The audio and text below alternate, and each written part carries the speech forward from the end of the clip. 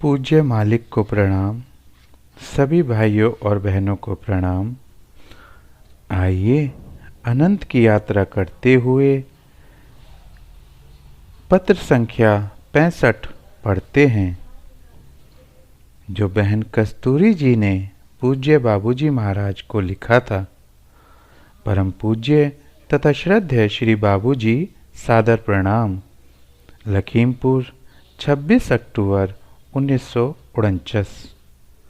कल पूज्य मास्टर साहब से मालूम हुआ कि अब छुट्टियों में आप बीमार हो गए थे। आपकी सांस उखड़ गई थी। आशा है आपकी तबीयत अब ठीक होगी।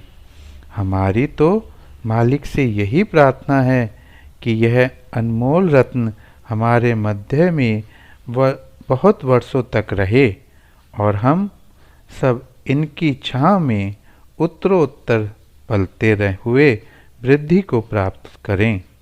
हम बड़भागी हैं कि जिनके माता पिता की हमारे पूज्य बाबूजी को इतनी अधिक याद आती है, और अपनी बालिका जानकर कभी कभी मेरी भी बारी आ जाती है। जब से मास्टर साहब के द्वारा आपको पत्र भेजा है, तब से आत्मिक दशा में फिर थोड़ा सा परिवर्तन आ गया है। याद का हाल तो बुरा ही है। सपोज करके भी याद करने की अधिकतर याद भूल जाती हूँ, परंतु फिर भी मालिक की कृपा से कुछ न कुछ चली ही जा रही है। नींद में भी पहले भी कभी मैंने लिखा था कि तेज आती है, परंतु तब में और अब में काफ़ी अंतर है।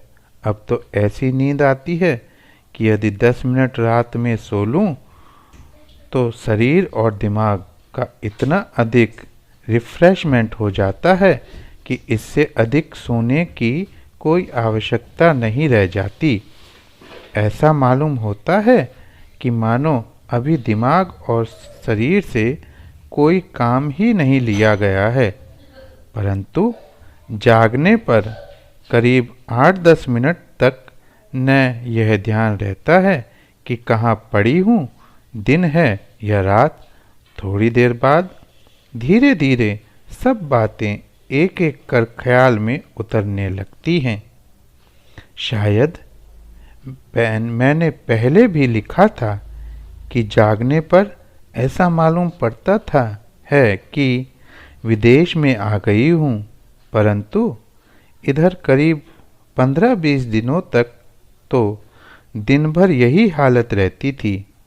परंतु अब तो न यही मालूम पड़ता है कि विदेश में हूँ, और न यही मालूम पड़ता है कि घर में हूँ, और हालत करीब करीब अभी वैसी ही है जैसी कि अगले पत्र में लिख चुकी हूँ। अम्मा आपको आशीर्वाद कहती हैं, केसर बिट्टो प्रणाम कहती हैं, छोटे भाई बहनों को प्यार।